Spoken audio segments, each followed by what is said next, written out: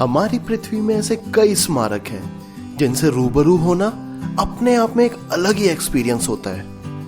In great monument की खूबसूरती को एंजॉय करते हुए आप सेल्फी जरूर लें, बट थोड़ा सा समय इस बात में भी बिताएं कि उस वक्त में इनको बनाना अपने आप में कितना बड़ा प्रोजेक्ट होएगा, कितना पैसा इन्वॉल्व हुआ होएगा, क्या होगा उस टाइम का विज्ञान कि उस टाइम के लोग इसको इतनी खूबसूरती से बना सके।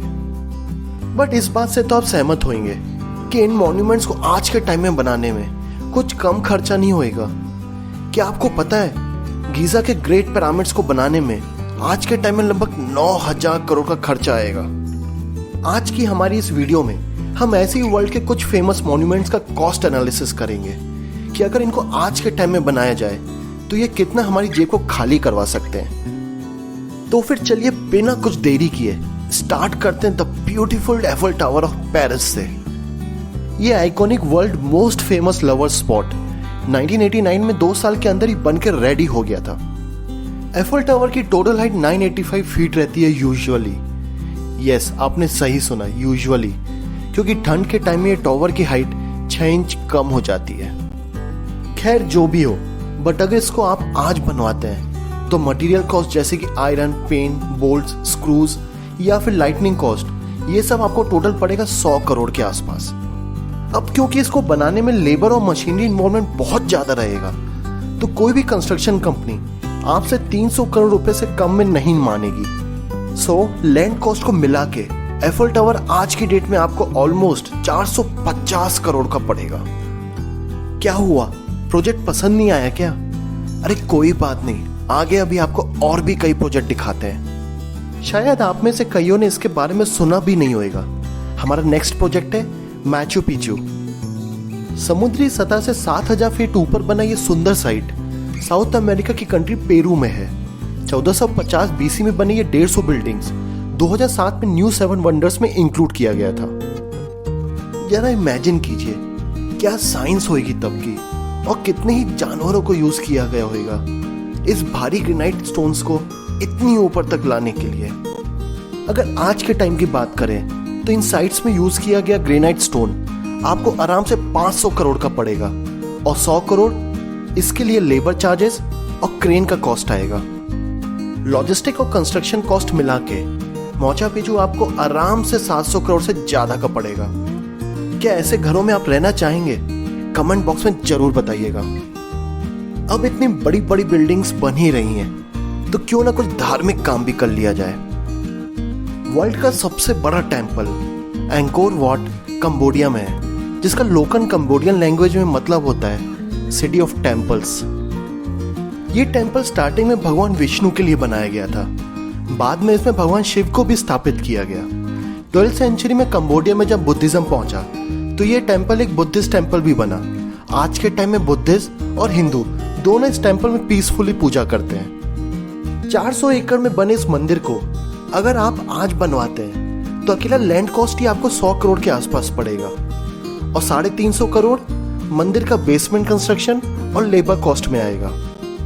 सो अगर आप इस मंदिर को बनाने का सोच रहे हैं और इतनी भक्ति और शक्ति आपके पास है तो 1000 करोड़ तो खर्च करने के लिए आप रेडी हो ही जाइए।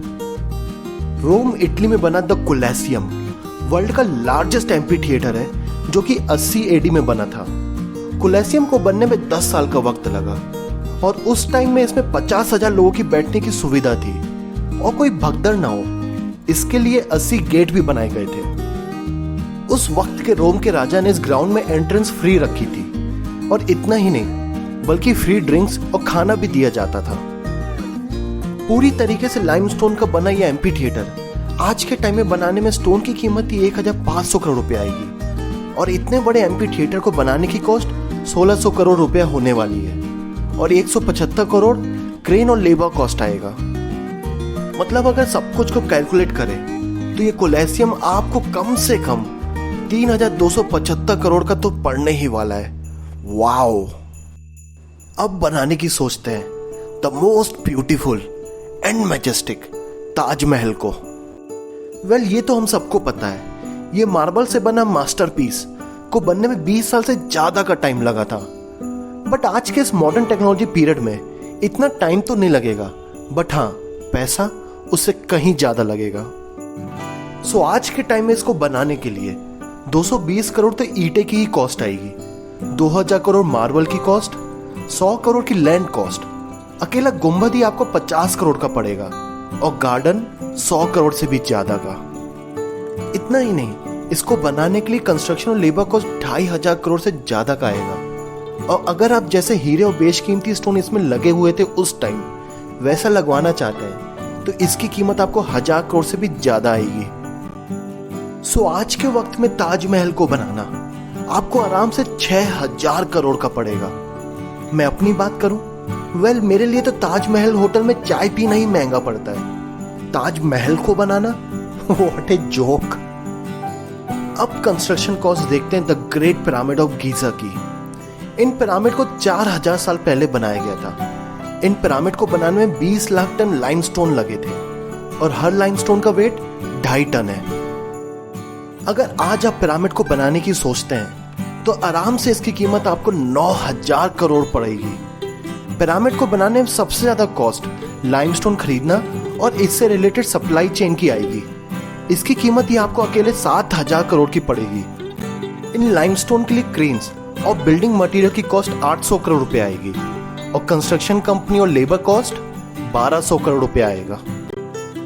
अगर आपको लगता है पिरामिड बनाना सबसे ज्यादा कॉस्टली है तो आप काफी गलत है। सबसे ज्यादा महंगा कंस्ट्रक्शन प्रोजेक्ट आपको क्या लगता है कौन सा आइकॉनिक लैंडमार्क हो सकता है? Come on, take a guess. Okay fine, सबसे ज्यादा कॉस्टली आपको पड़ने वाली the great wall of China.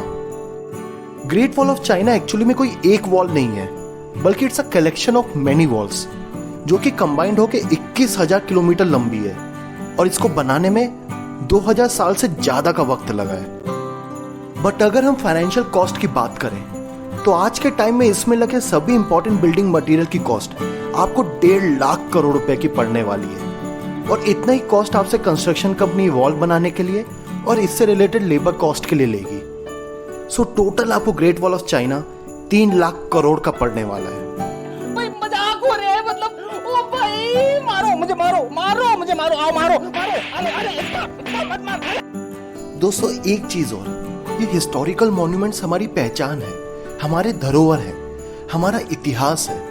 Please learn to keep this places clean and respect others privacy.